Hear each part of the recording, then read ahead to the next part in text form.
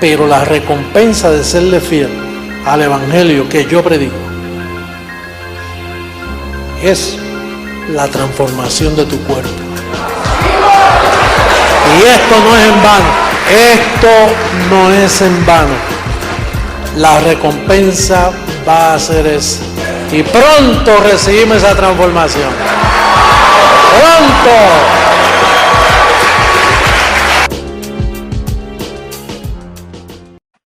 Abençoados com todas as bênçãos. Uma saudação para a amada Igreja de Jesus Cristo Homem, que por toda parte do mundo congrega para escutar o alimento do Espírito, o alimento semanal. Nesta ocasião, o tema que temos para compartilhar chama-se Os Mistérios de Deus. O apóstolo Paulo, em sua primeira carta aos Coríntios, no verso 1, diz: Assim, pois, que os homens nos considerem como servidores de Cristo e administradores dos mistérios de Deus. Ele diz que os homens considerem como, quando eu digo nosso ministério, se compõem. Mas em si, o que Paulo quis dizer aí, os homens devem me considerar como administrador de mistérios. Eu não sou qualquer pregador, eu não sou qualquer Pedro, nem qualquer João, nem qualquer Tiago. Eu sou um administrador de mistérios. E mistério é uma coisa que não se conhece. Para que tu conheças um mistério, tem que ser revelado a ti. Então, o apóstolo Paulo diz que seu ministério era administrar mistérios. E é de se notar, eu estive olhando, que todos os livros da Bíblia, fora Daniel, que diz que a ele foi dado interpretar sonhos, mas isso era sonhos. Dos mistérios ele diz, não, esses selos serão explicados no final, quando a ciência aumentar, então serão explicados as outras revelações que ele falou, ou os outros mistérios, perdão, que ele falou. Agora, o apóstolo Paulo diz que ele administrava mistérios, mas para que tu administres mistérios, tem que ser revelado primeiro a ti. Por isso é que ele, em Gálatas, capítulo 1, verso 11, vejam como diz: Mas vos faço saber, irmãos, que o evangelho anunciado por mim não é segundo o homem, pois eu nem o recebi, nem o aprendi de homem algum, senão por revelação de Jesus Cristo. Aqui está a chave. Por revelação de Jesus Cristo. Quer dizer que Jesus Cristo ressuscitou e apareceu a Paulo e lhe comunicava esses mistérios. Isso estava oculto, os mistérios ocultos. Ninguém conhecia isso, nem Moisés, nem os 11 apóstolos, nem Davi, ninguém. Isso estava oculto até que Jesus Cristo revelou ao apóstolo Paulo. E como já falamos antes, uma vez revelado, deixa de ser mistério. Já não é um mistério para ti, senão é uma revelação. Por exemplo, como eu pude desenvolver esse ministério? Bem, eu pude desenvolver esse ministério porque em 73, a mesma função que fez com Paulo, nesta ocasião diferente, porque Paulo nunca foi um véu de Deus, senão que foi revelado a Paulo. Nesta ocasião, a mim, em 73, me foi revelado. Os anjos vieram e despertaram em mim, ativaram em mim um dom, e a revelação entrou. Então agora, por revelação, essa revelação veio a mim e aí começou a se desenvolver a administração de mistérios. Então, como todos os homens do mundo devem me considerar? Como a igreja deve me considerar? Como me devem considerar os meios de notícia? Um administrador de mistérios. Agora, tu, como igreja, tu me tens como administrador de mistérios, porque te foram revelados. Para ti já não são mistérios. Para ti é uma revelação. Tu foste conduzido a uma exposição de revelações que se aclararam em ti ou a ti, e por isso estás iluminado. Agora, como você viu? Bem, a circuncisão nunca explicou uma revelação. Os 8 livros da circuncisão no Novo Testamento não falam de revelação nenhuma.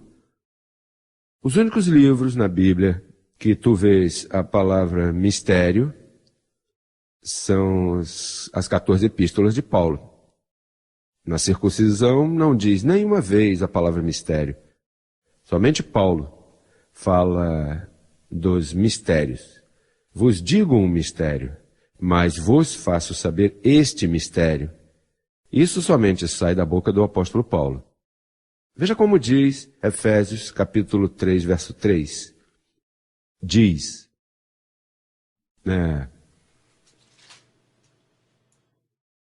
que por revelação me foi declarado o mistério, como antes vos escrevi brevemente, que por revelação me foi declarado o mistério. Então, nosso ministério é um ministério que administra coisas que ao homem não foi dado a entender. Por isso somos mal entendidos em todas partes. E por mais que tentemos explicar-lhes, se não é dado àquela pessoa, por mais que tu lhe explique, ele não poderá entender.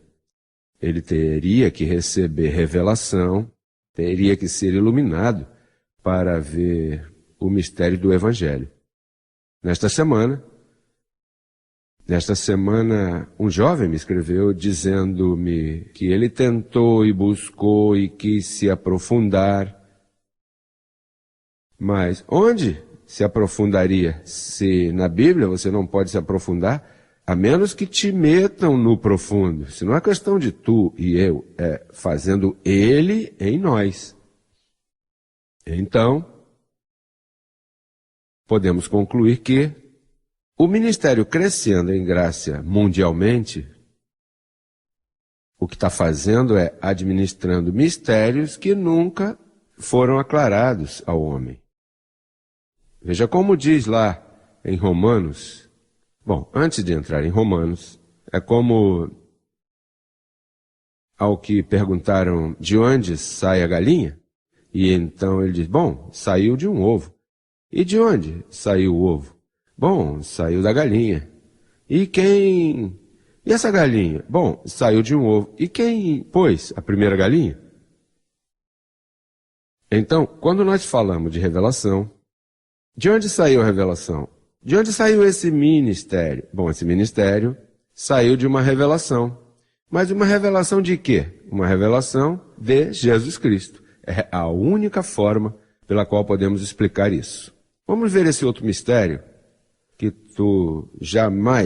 você jamais ouviu ninguém falar sobre isso. Em Romanos, capítulo 1, verso 5 diz, por quem recebemos em si, como deveria dizer, por quem recebi. Há uma versão bem antiga que diz, por quem recebi.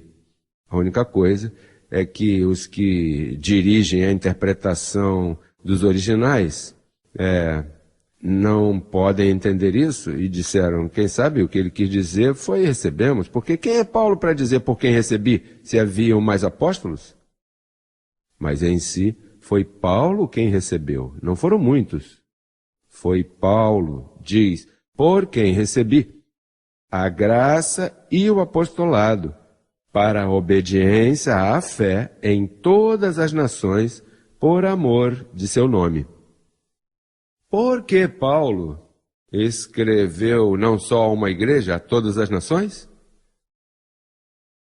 Por que nós estamos não somente em Miami, ou Houston, ou Colômbia, estamos aonde? Em todas as nações, porque o Evangelho é para obediência à fé em todas as nações. Isso é um mistério. Diz graça e apostolado. Não são dois apostolados, é um apostolado. O apostolado da graça, que é o mistério que foi revelado. Para haver apostolado, para haver um só apostolado e para haver graça, tem que haver sido por revelação do mistério. É por isso que por 2000 anos o que houve foi escuridão. Por isso é que há tantas religiões, porque não havia o apostolado. O apostolado teve com Paulo e ele mesmo disse, depois da minha partida o apostolado se acaba. Depois da minha partida, mas ninguém vai pregar isso. O único que pode receber o que eu ensino é Jesus Cristo.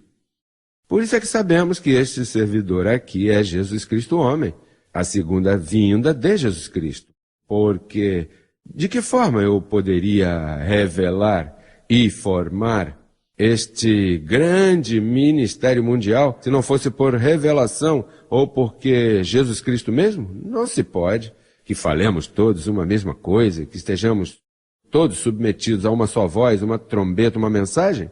Um mistério? É a única forma de explicar isso. Em Romanos, terminando o livro de Romanos, se repete a aplicação do capítulo 1. Veja como diz o apóstolo Paulo aqui. Capítulo 16, verso 25. Diz, e ao que pode, não ao que quer, nem ao que tenta, diz, e ao que pode confirmar-lhes, segundo meu evangelho, e a pregação de Jesus Cristo. Aí Paulo não está dizendo, olha, o que pode confirmar meu evangelho é a pregação do próprio Jesus Cristo. Senão, não há quem confirme isso, porque melhor pregador que Paulo não havia naquele tempo. E não pôde confirmar nenhum. Todos o abandonaram, ele confessou isso. Quer dizer que aquele que podia confirmar a uma pessoa neste evangelho seria a pregação de Jesus Cristo. Diga comigo, a pregação de Jesus Cristo. E você acha que Jesus Cristo é um bom pregador? É claro. Veja como tem pregado a ti por 25 anos a mesma revelação sem cambiar. No calqueio passado, este é um mesmo sentir, uma mesma mente, um mesmo parecer. Essa é a igreja decrescendo em graça, a igreja de Jesus Cristo, a que foi edificada pela pregação de Jesus Cristo. Não de homem nenhum, de nenhum pastor evangélico. Onde você já viu um pastor evangélico pregar o que eu prego? Quando você já viu o Papa mencionar a graça e o apostolado para a obediência à fé? Eles, ao contrário, dizem a Virgem, o terço e a missa e todos esses disparates que eles pregam. Isso não é fé. Isso não vai edificar a ti. Portanto, aqui diz, essa é a verdadeira confirmação. Eu me lembro quando pequeno, perguntavam, esse menino foi confirmado? Confirmado o quê? Confirmado nesse lixo que ensinam no templo católico? Confirmado em quê? O que isso te confirma? Não, que se fez a primeira comunhão. Essa é primeiro deslize de disparate que eles ensinam. Essa aqui é a verdadeira confirmação e tu estás confirmado no verdadeiro evangelho. Eu te confirmei no evangelho com a pregação de Jesus Cristo. Não com a pregação de qualquer bruxo pentecostal ou dessa bruxa que tem por aí profetizando esterco por suas bocas. Diz, e ao que pode confirmar-lhe, segundo meu evangelho, e a pregação de Jesus Cristo, segundo a revelação do mistério que se manteve oculto desde tempos eternos, mas que agora foi manifestado e que, pelas escrituras dos profetas, segundo o mandamento do Deus eterno, foi dado a conhecer a todas as pessoas para que obedeçam à fé, para que obedeçam à verdadeira fé, aquela fé que viria. Nisso que tu estás confirmado. Esse é o evangelho que tu creste e te mantém firme, dando uma confissão clara do que tu creste. Aqui ninguém tem que te envergonhar pelo que tu creste. O que tu creste está estampado nas 14 epístolas do verdadeiro evangelho de nosso Senhor. Assim que essa é a verdadeira confirmação. A igreja foi confirmada, pronta para a transformação que em breve virá. Preparada, ordenada, equipada, com seus pensamentos ordenados, prontos para receber a transformação. Amada igreja, até a próxima ocasião, onde seguiremos repetindo as mesmas coisas. E disso podes estar seguro. Até logo, os amo muito, um beijo e uma saudação.